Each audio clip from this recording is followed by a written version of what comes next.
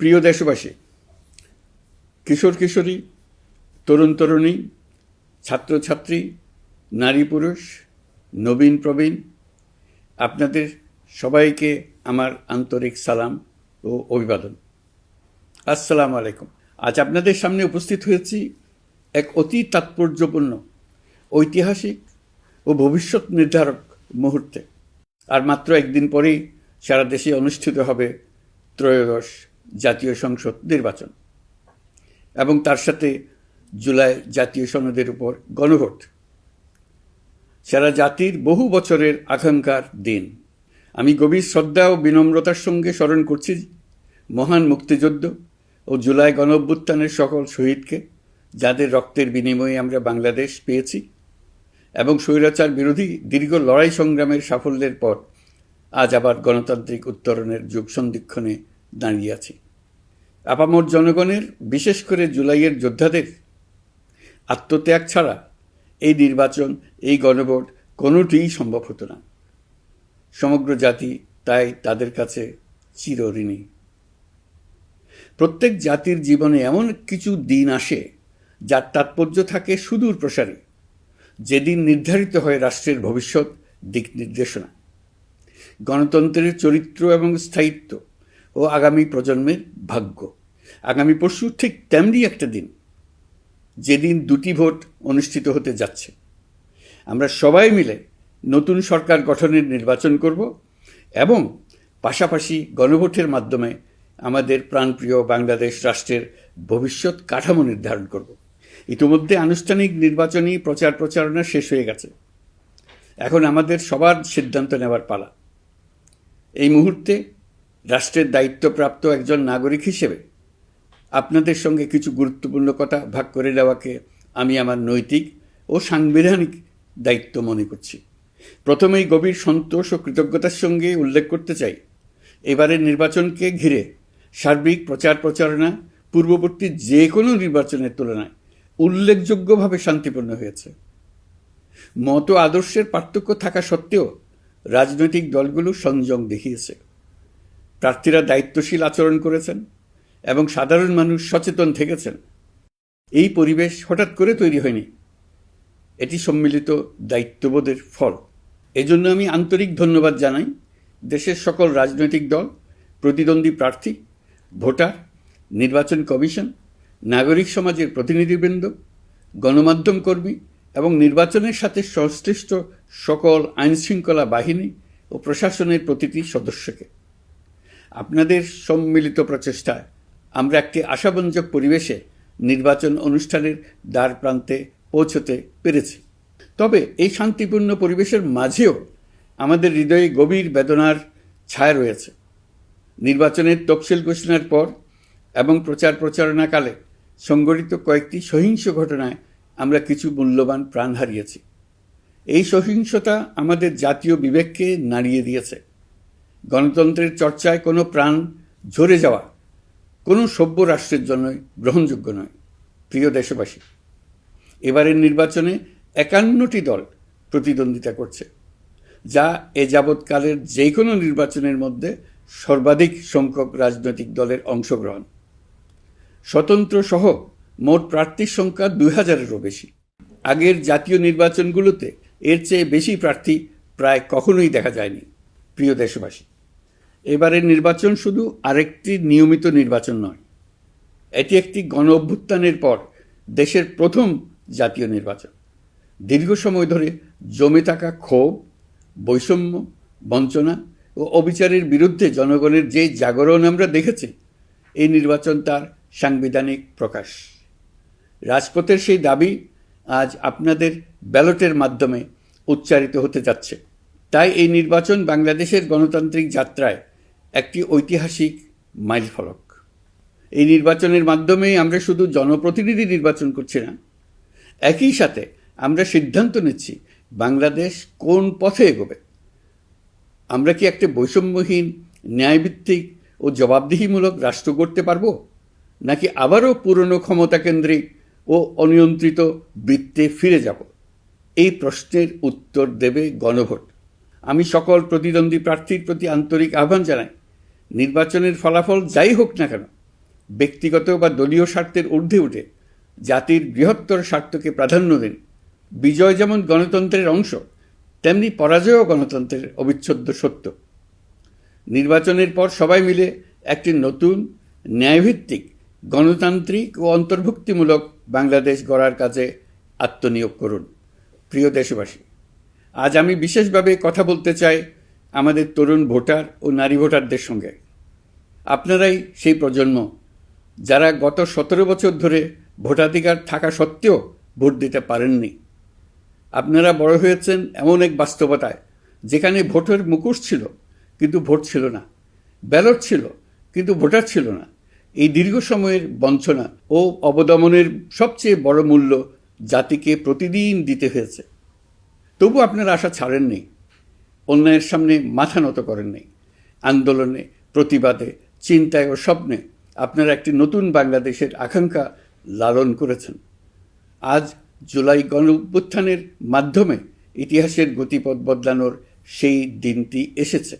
বিশেষ করে আমাদের নারীরা মুক্তিযুদ্ধ থেকে শুরু করে বাংলাদেশের সবকটি গণ আন্দোলন, পরিবার থেকে রাষ্ট্র, সবখানেই শক্তি হয়ে দাঁড়িয়েছেন।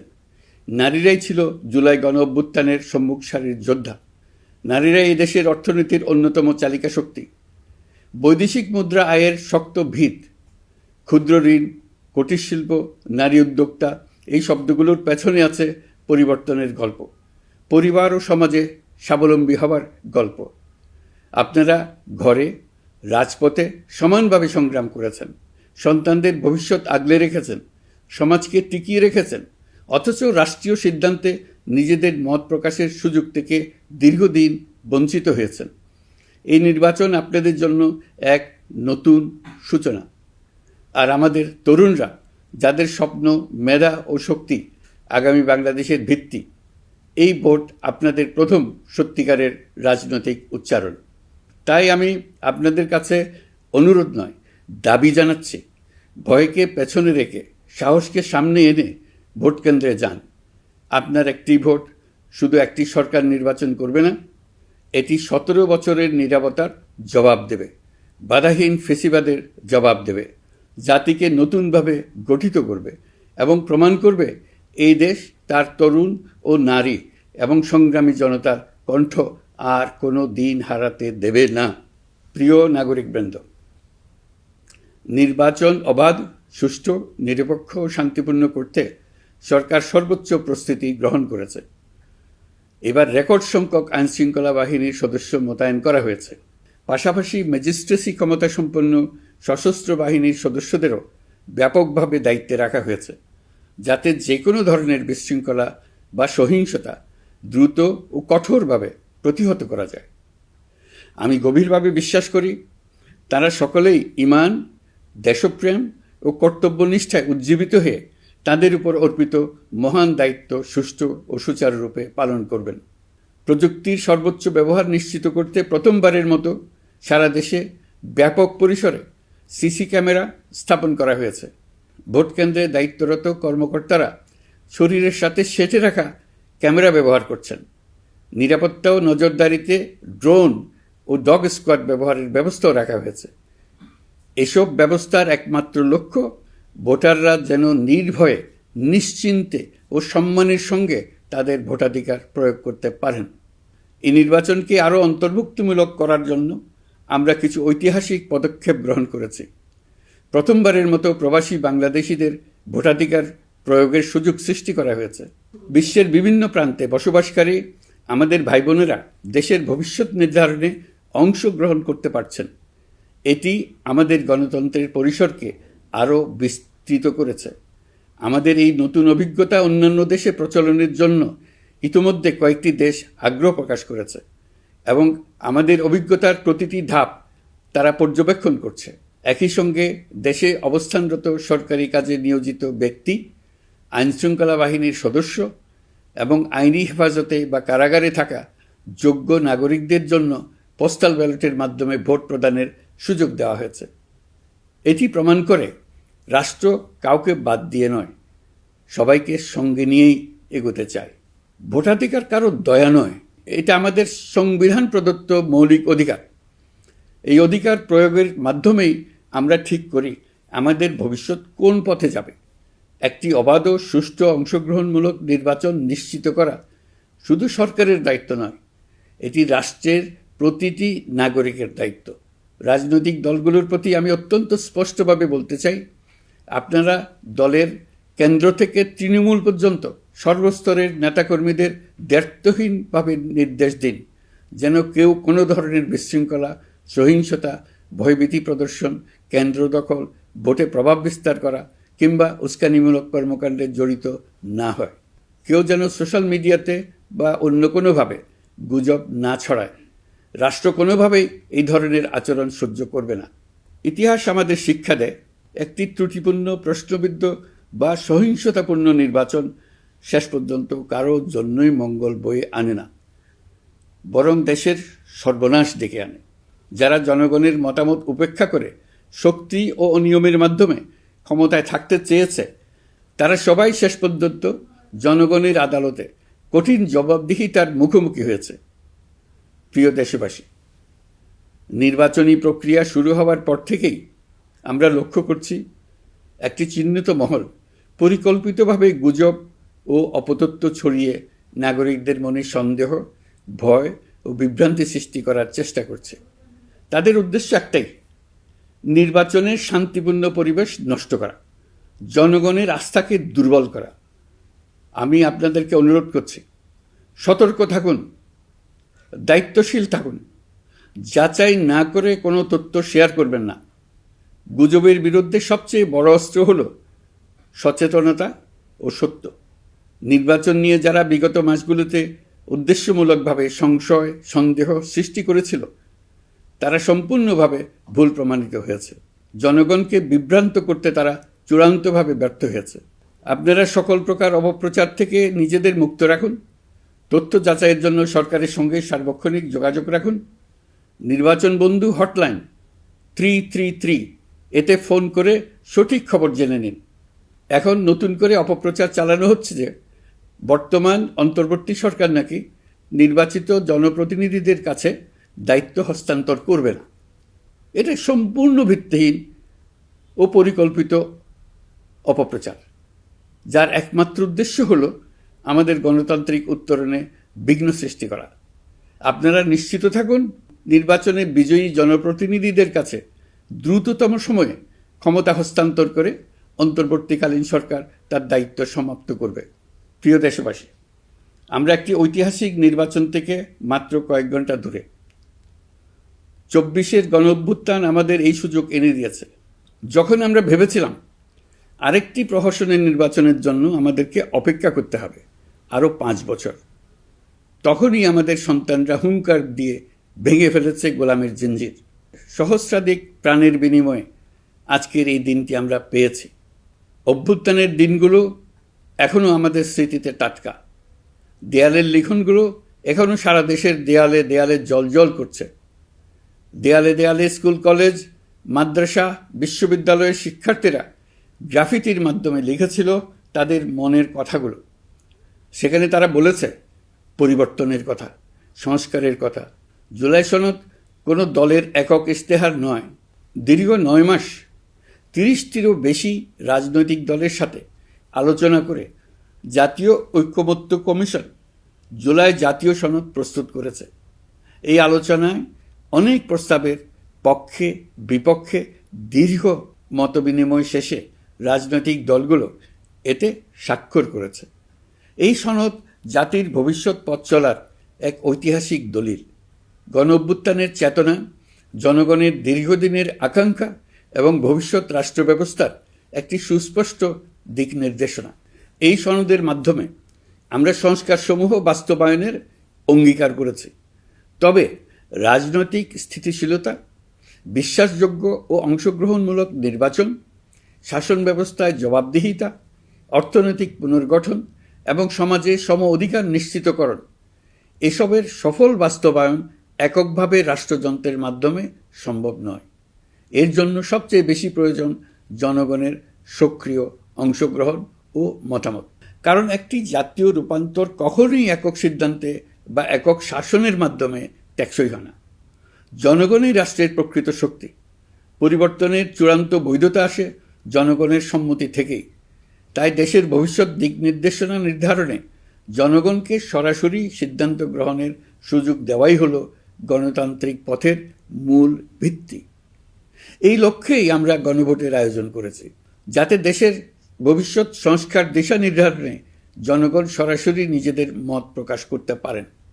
এই গণভোট বাংলাদেশের ইতিহাসে একটি নতুন মাইলফলক হয়ে থাকবে।